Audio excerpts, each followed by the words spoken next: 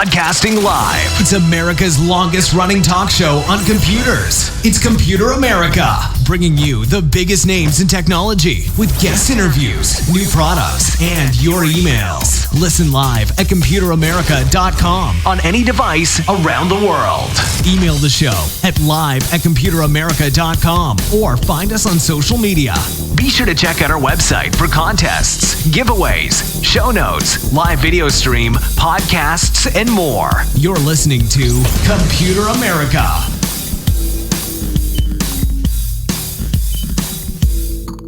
Hello and welcome everyone into the Computer America Show. We are the nation's longest running, nationally syndicated radio talk show on computers and technology. Welcome into the program, everyone. Today on the show, we have a company called Independent Security Evaluators. And these are the fine people that try their best to prevent companies making the headlines that we cover every other day. If they do their job right, then you'll never hear about their customers, losing millions of names and losing, having, let's see, one of the more recent ones was I think it was Toyota, had to shut down like 43 of their manufacturing facilities in Japan due to a breach of security. I mean, it's become not just a way to protect people's data and customers' data, which is important, but it's a way to even continue to operate in today's day and age. Very important, and I'm really happy to have on the executive partner, Ted, here with us in just a moment. But before we get started, computeramerica.com, that's where you'll find everything, past shows, future shows, everything you need to know, including a link to our guest website. You can check them out directly at ise.io or head on over to our site and you can, of course, find a link right there on the front page. Now, also, while you're there, be sure to check out everything from articles, reviews, show notes, podcasts, everything and more, and of course, the live video stream. If you'd like to ask questions yourself, there you go. Everyone, let's go ahead and stop wasting time and get started. So, as I said before, Independent Security Evaluators here to join us and talk us all about how to stay safe and how to keep your organization up and running. Joining us is Mr. Ted Harrington. He is the executive partner. And Ted, welcome onto the program. How you doing? I'm great. Thanks for having me. My pleasure. So I think a good way to start, as we usually do, is give us a bit of background. How long have you been with ISE, and a bit of background on yourself? Have you always been in tech? Sure, yeah. So ISE has been around since 2005. We actually came out of the PhD program at Johns Hopkins when my business partner, Steve, and some of his colleagues in the program actually found a way to hack a car and figure out a way to actually start it with a weaponized software radio. And that was, you weren't supposed to be able to do that at the time. You're not supposed to do that, period, but definitely at the time you weren't supposed to be able to do that. Right. And I created a pretty big splash. A lot of news outlets wrote about it.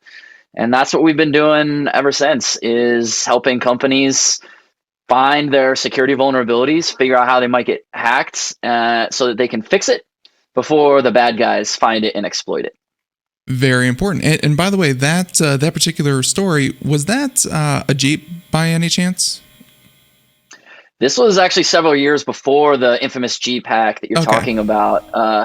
The difference was that GPAC was the first time that a car had actually been hacked over the air in the way that it had been done. And they got one of the principal research behind that actually used to be part of the early days here at ISE. So we were really proud, even though we didn't do that research, we were really proud to see him go on and do something that made such a significant splash. But no, what we did was on a Ford Explorer, and this was before cars had connectivity and everything. So people weren't even thinking about it in this way yet. Mm-hmm. Yeah, and I'm glad that you know exactly what I'm talking about. But yeah, and I'm sure that car manufacturers still today, they kind of claim that our cars, can't be hacked, it's all safe, don't worry, people. But people such as yourself are out there saying, these companies can promise all the security in the world, but fundamentally, if there's a computer in it, there's a security flaw. Let's talk about some of the misconceptions that I think maybe people have when it comes to, securing a product, because I guess in my head, I hear all these assurances. We interview companies all the time saying it's perfectly safe. We do encryption, 256, blah, blah, blah. But, it's kind of meant to be used and connected to and integrated with other systems. I mean, how can you really keep something safe? And can these companies really promise 100% safety all the time? Yeah, that should definitely be a red flag when we hear anybody say something is unhackable. I wrote a book that wound up becoming a #1 bestseller on this exact topic. And when I was deciding what to title the book, I was really interested in why this problem exists. Why do people refer to things as unhackable? And I'm like, what's the opposite of that? And so the title of the book is Hackable. And it talks all about exactly what your question is. What are the common misconceptions? So there's tons of them. I mean, depending on how long we want to talk, I can go into all of them. But the big one that sort of summarizes everything, and then there's subsets to this and how we would think about it. Mm-hmm. The big one is that most organizations don't actually realize how systems get broken, how to harden them, how to make them more secure. And you see that manifest itself when you see companies say things like, we're secure because we use the same encryption as banks or the same encryption as the military. And it's like, that's really not exactly the correct way to think about security. Yeah, and that actually does come up quite often, and they kind of say that if it's good enough for the military, it's good enough for kind of us. But I guess the question becomes, is it just that they're using AES encryption or whatever it is, or is it more of the procedure and the kind of good security hygiene, I guess, around the system as well? Like, do you think that's something that companies can kind of pick up on is best practices? Because whenever we cover a story, it's usually like, oh, that server, yeah, SolarWinds 123 was the password. It was really weak. Right. Like, what can companies do to improve this? Well, the big thing is we need to look at these systems the way that an attacker would look at these systems. That's the key overarching attitude and perspective that organizations need to have. We need to think like a hacker thinks. And if we think about this encryption question that you often are talking about with other guests, the way to think about it is it's sort of like cars are a great metaphor for security, right? Mm-hmm. So when we talk about encryption and why, if it's good enough for a bank, it's good enough for me, that's like saying that this, really junky old Hyundai is the same as a brand new Rolls Royce because it uses the same tire pressure. It's like they might use the same tire pressure. That might be a true fact, but then trying to imply that it is something else is incorrect. So how should we think about it using a car metaphor instead? Well, what we should do is we should be thinking about, well, how do we make sure that a passenger survives a head-on collision? And the way we do that is a whole, all-encompassing, holistic view of the vehicle. So we need to understand how do the side impact beams work with the roll cage, work with the airbags, work with the safety belts, and all these things. And that's the way car makers think about cars, is how do all these systems work together?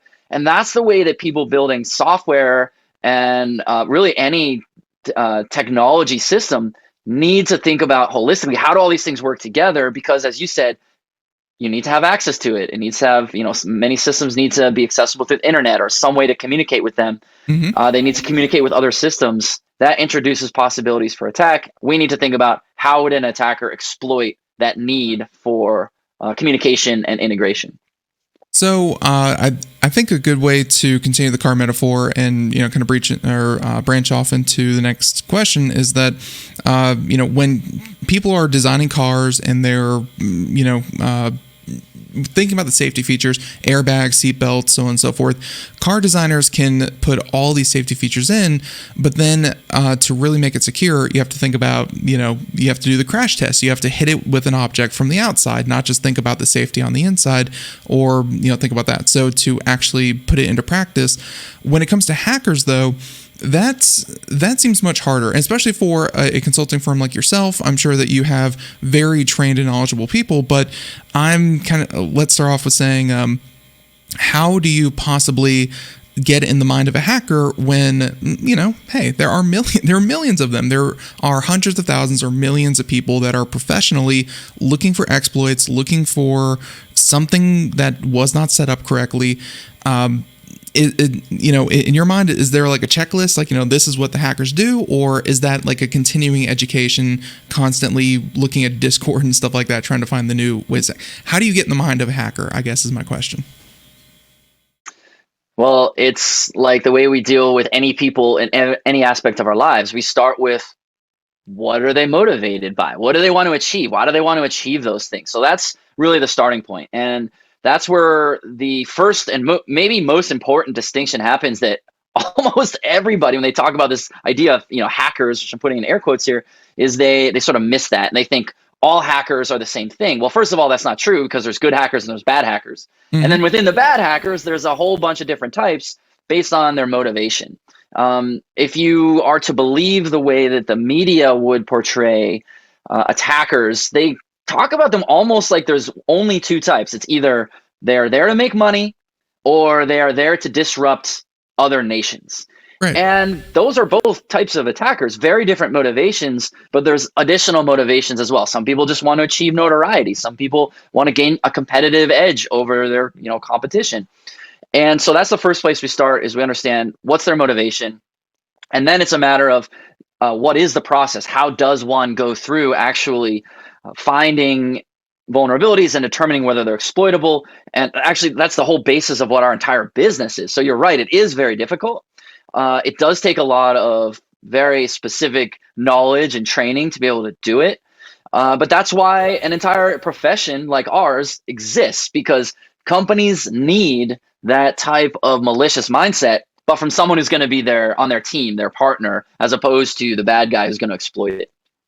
How prevalent do you think services such as yourself are in the industry? Because I'm assuming that ISE is not the first one to try to do I'm assuming things like penetration testing and making sure everything's set up.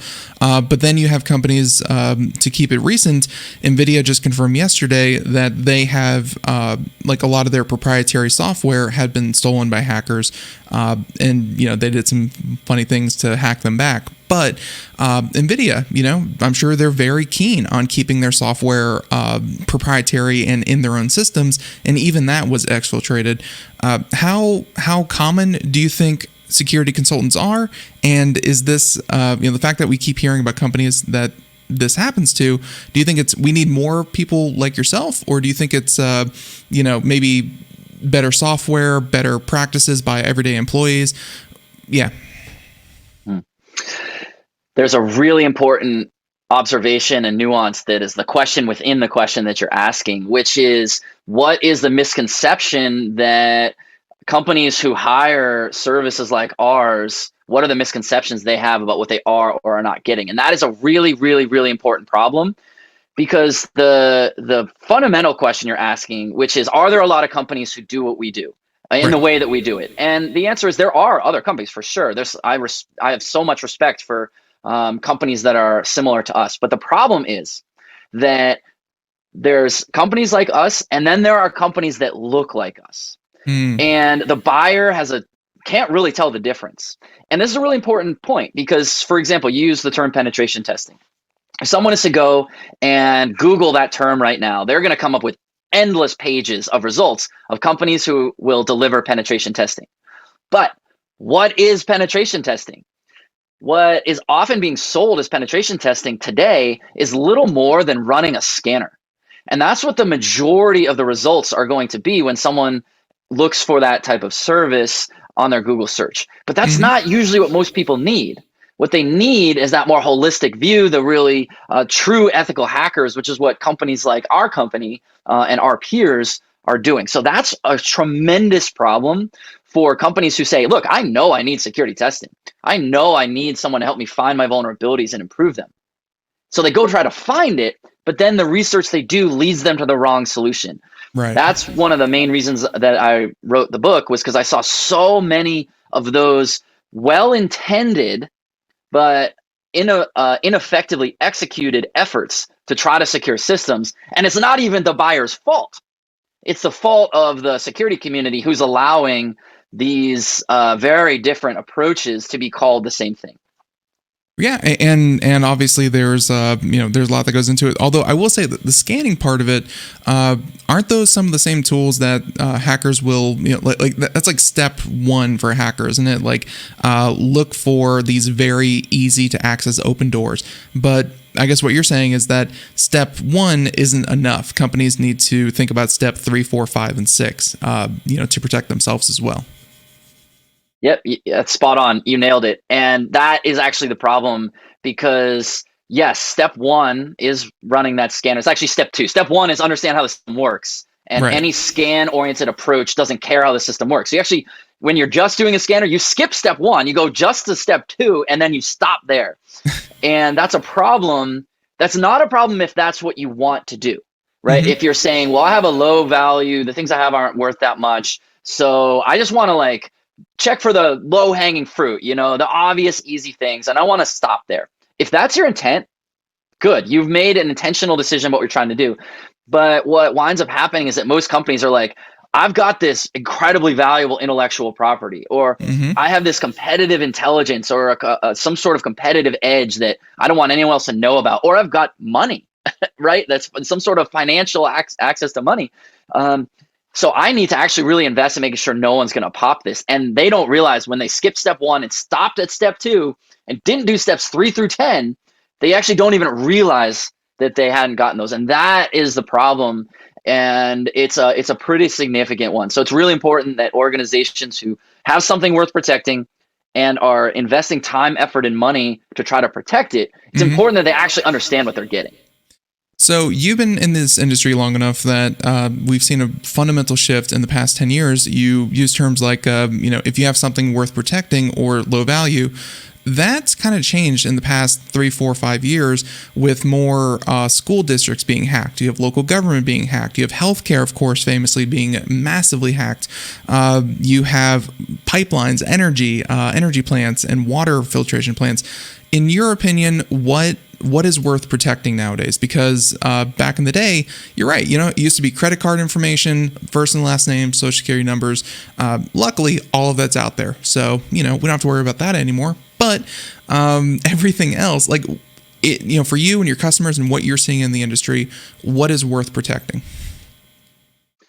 Well, that's going to be an answer that can really only be answered by somebody who's building something. Like, what matters to you?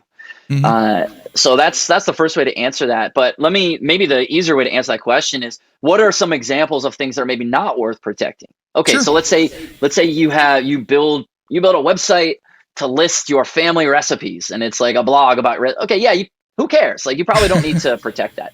But literally everything else that you just described, like medical devices, medical records, healthcare information, information about our students and minors, operational technology, the delivery of energy, power, critical infrastructure. These are all worth protecting, and that we have to invest in order to attempt to defend against the attackers. And unfortunately, it is an arms race, as you mentioned, and it's a difficult arms race to be in, but that doesn't mean that we shouldn't try.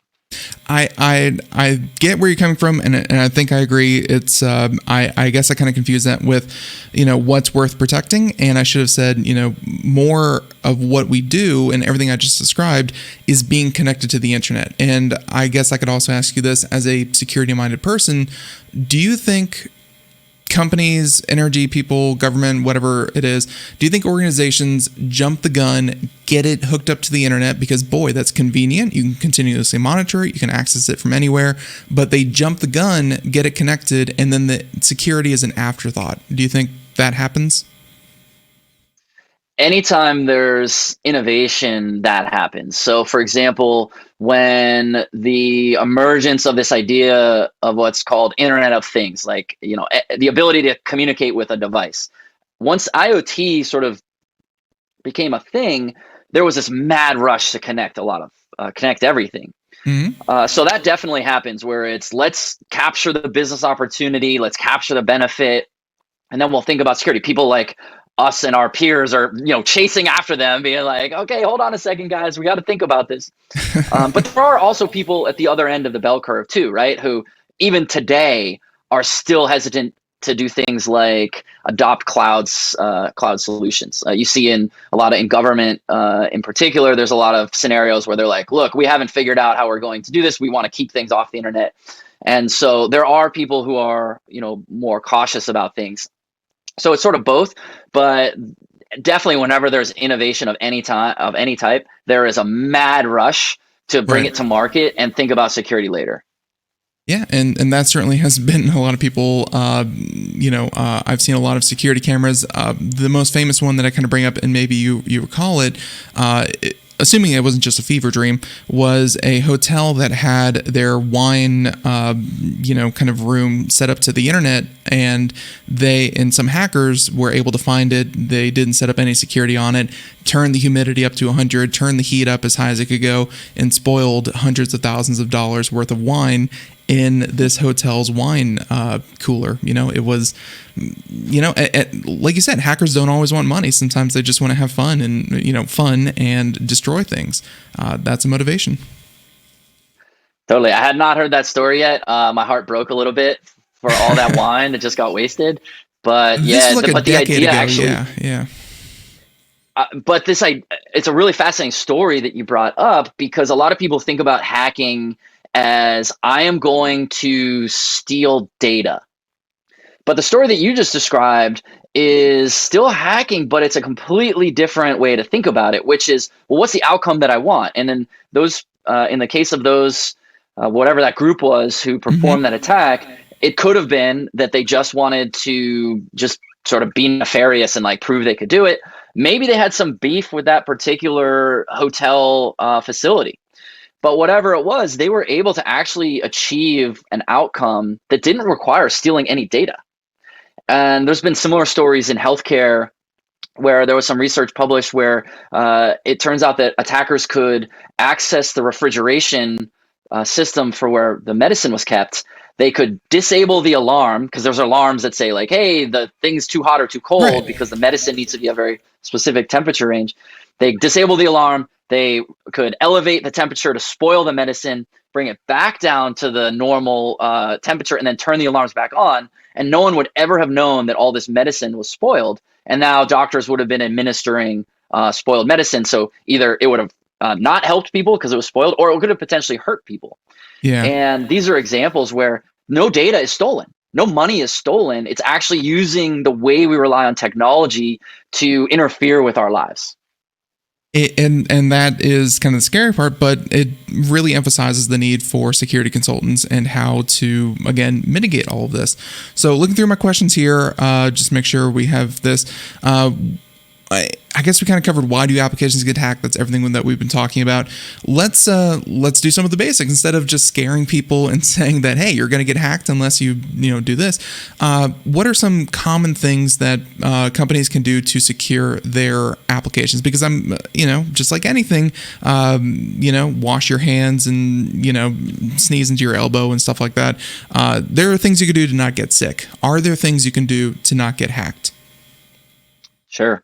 Well, we've certainly talked at length already about the value of not just security testing, but getting the right security testing that's actually going to help, solve problems. So that would be number one. Make sure that you're getting security testing and you're getting it done in the right way, that you know that the approach that you're hiring actually aligns to the outcome you're trying to achieve. And there's a whole chapter in my book, by the way, that helps you answer that exact question. So I know we won't have all the time to go over it today, but there's an entire chapter that helps you answer that question. It's an easy read. You won't be lost in it. The second thing that I'd recommend is to build and continually update your threat model. So threat model is kind of like I like to think of it as a scouting report for a professional team, right? So you're the LA Rams, and you want to know how are you going to play against the Cincinnati Bengals in the Super Bowl. And so you evaluate them and you say, what are their strengths and what are their weaknesses? What are our strengths? What are our weaknesses? And what's the game plan we're going to have between them? So a threat model helps an organization answer three questions. Question number one, what do I want to protect? Number two, who do I want to defend against? And number three, where are the places that I'll be attacked? So by building a threat model, answering those questions helps you determine where should you invest time, effort, and money in order to best defend what matters to you. And then the third thing that I recommend that companies do. So the first was, of course, getting the right security testing. The second is building your threat model. And the third is to build security into the development process. And that is very challenging for almost all companies. They often think about it as let's build it and then let's think about security. But you want to actually build security into each stage of the build process. And again, as with each of the two things I recommended before, there's a chapter in the book that tells you exactly how to think about that, how to do it. So I won't go into tremendous detail, but those three things will help every company build better, more secure systems. I've been telling our listeners for a long time, and this is your opportunity to kind of correct me if I've been giving bad information, but in reality, if someone wants to super target you and your information, best of luck. Make sure your I's are dotted and T's are crossed, all that good stuff. But what I was saying was that if you want to protect yourself from the majority of hacking, just do the basics, because I think so many people don't do the basics. If there's any kind of resistance, people are going to move on. It's like, you don't have to be faster than the bear. You have to be faster than your friend. That whole, that whole thing. Is that right? Just, if you do good basic security, and, do everything that you just described as well, people are going to move on to the next target, right? Because there's always an easier target.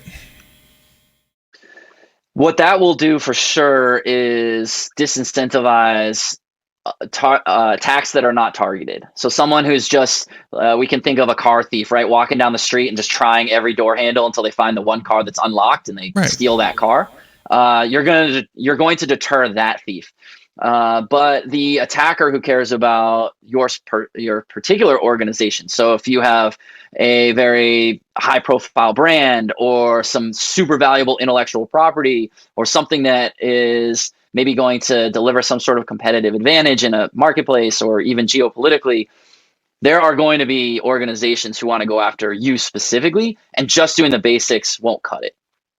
Right. And I guess this is a good way to kind of branch into this. What are some of, and I might have even just brought one up myself, but what are some security lies do you believe that people still hold as truth? Because, the industry has changed so much. What are some lies that people still believe in? Well, we've addressed a few of them already, but one of my favorites, and I think one of the most important ones, and it reveals a really important shift that's happening in the world right now, is that a lie that many people think of is that security is a tax, right? It's like, well, it's a cost center and we want to reduce this cost. But that's a lie. Security is actually an advantage. It's an opportunity. Because when we think about the way that business is done today, whether you're talking about a commercial business who's doing business with a vendor, or you're talking about nonprofits or governments or whatever who are maybe raising money or getting mind share or whatever, when organizations want to do business with each other, they want to establish trust. And unfortunately, what happens today is that most companies will just say they're secure, but won't actually do it. We talked about it already with this whole encryption nonsense. They'll try to say they're secure without being able to prove it.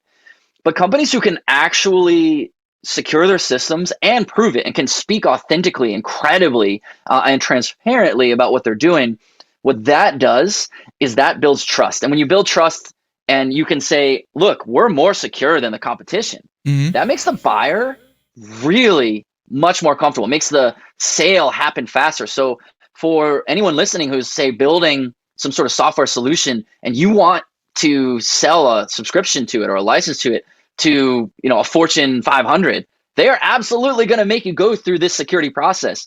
And I will tell you what, the organizations who can say credibly and authentically and transparently how much better their security is than the competition, they are going to move faster. It's a huge competitive advantage. So this lie that security is a tax, we got to reduce the investment in it, should be replaced with the truth, which is that security is a competitive advantage and we should approach it accordingly. So over at ISE, when you you work with the client, you build up the threat profile, you kind of walk through where they're vulnerable and do all this stuff. Do you offer like, here's what you need to beef up on, work on this, or do you actually offer, here are some simple changes to, let's say it's an app let's say it's like a banking app or something like that. Do you offer actual code? Like, do you go in there and be like, hey, we scrutinized your source code and here's what you could do? Or do you just give general recommendations? Like how technical does your team get with your clients? Oh, it's extremely technical, right? So we get into the code, yes. And what we're doing is we're actually finding vulnerability. So we deploy a methodology that's called white box, where there's a high level of collaboration and information sharing between us and the client. What they're not doing is they're not saying like, here the thing is, see if you can hack it, right? They're like, here's how we built it, here's how it works, here's how the components work together, where are the problems? And then we're able to say, okay, well, we think over here, maybe around the way that you're thinking about authentication might be an issue. Let's see if there is one, and if so, if it's exploitable. And if it is exploitable, we then will come back and say, hey, if you make these changes to the way it's built, this will either reduce the likelihood of an issue or maybe even eliminate it entirely. And then they'll go and they'll fix it, and then we'll come back and we'll say, okay, did you effectively fix it? Did the fix work? And so then at the outcome of it, they're able to say with a high degree of confidence that of the issues we found, we've been able to resolve them. We can now talk about them to our customers in a very positive and proactive way, like, hey, look at all the issues we fixed. And but yes, it's very hands-on, it's very customized to the particular systems that we're working on. In your opinion, and this is more for the clients that come to you, in your opinion, do clients reach out to you before or after something happens? Or do they reach out to you when one of their competitors gets hacked and they're like, oh no, that could be us next? And they like, is the industries that you work with, are they reactive or proactive? It's some of both, but it's actually not usually any of the reasons that you just mentioned, surprisingly, why they might reach out to us. The typical reason why people reach out to us is it's sort of one of two. One reason is the sort of security is good because it's good, right? That you've got smart people who are building a system and realize security is an important part of it. They realize their customers and their users are going to care about security. And so they on their own proactively say, we have to get security testing done. We need to make this more secure. And we don't want to just do the run a scanner. We want to actually secure the thing. So that's one, is they're sort of inherently and intrinsically motivated to build secure systems. The other type is where they already have, or they know they will soon have to, prove their security to a customer or to a regulator. Mm-hmm. And so I used the example before of someone who's building a software system. They want to sell to, whatever, Fortune 500, Fortune 1000, or even Fortune 10 company. And they know that there's going to be a security questionnaire coming. They know that they're going to need to present a security testing result. And they know that there's smart people on the other side of that conversation who are not going to be satisfied with, hey, we just ran a free scanner or a cheap scanner. We want to actually improve the security of this thing. So those are the two common motivations. One that's inherently motivated by security as its own good thing, and the other, which is they know they're going to need to prove it. Those aren't mutually exclusive. Sometimes they're one and the same. Someone cares about security and knows they're going to have to prove it to a customer. But those wind up being the common reasons. No, and thank you for kind of outlining that, because I guess because we're kind of focused on the consumer world here on the show, and I'm always thinking just like consumers, they suddenly get very concerned when their website gets hacked, when their email gets compromised, when their services get compromised. That's when they start to care. But it's good to know that other larger entities have different reasons for doing that. So I think with that, we're going to start wrapping up the interview, and I got to say, I'm going into this, I know that you were obviously a part of ISC, but I'm also impressed that I got to talk to the gentleman that actually wrote the book on securing applications. Everyone will include a link to this in the show notes as well. Hackable: How to Do Application Security Right. And Ted, I want to thank you so much for coming on the show and sharing your information with us. Absolutely. Thanks for having me. If anyone has any questions about any of this, you've obviously referenced our website. It's pretty easy, isc.io, or you can find me personally at tedharrington.com, and all the information about our services, how we can help you if you want to work here, if you want to follow me on socials or follow any of our social accounts across the company. That's how to find us. Perfect. Yeah, and we'll be sure to have a link to all this in the show notes over at computeramerica.com. So everyone, the music in the background means that we're done. Once again, everyone, Ted Harrington, executive partner over at Independent Security Evaluators. Ted, I want to thank you so much, and this was a great interview. Thanks for taking the time. Yeah, thanks for having me. All right, everyone, we'll be back with more computer and technology news and more. Until next time, have a great day. Thank you so much. Bye-bye, everyone.